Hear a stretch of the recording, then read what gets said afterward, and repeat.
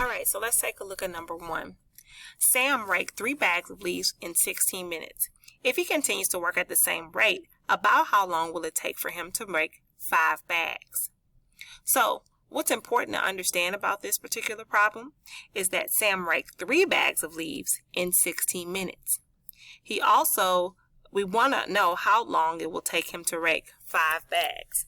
So, the two things that we're talking about in our word ratio would be bags of leaves and minutes.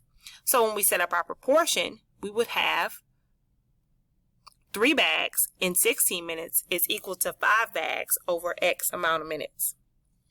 We're going to use a new method called cross multiplication to solve this problem.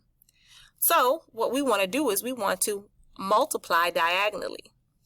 5 times 16 and 3 times X.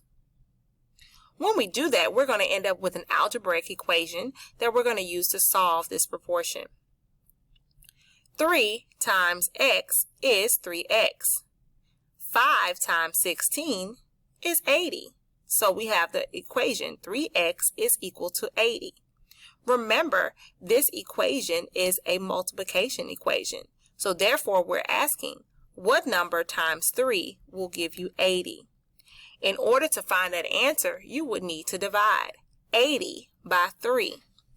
If you divide 80 by 3, you may end up with 26.666 repeating, and you would estimate that to the nearest tenth as 26.7. Please remember to cross multiply and divide in order to solve the problem number 2 on your homework. Again, cross multiply and divide in order to solve that problem.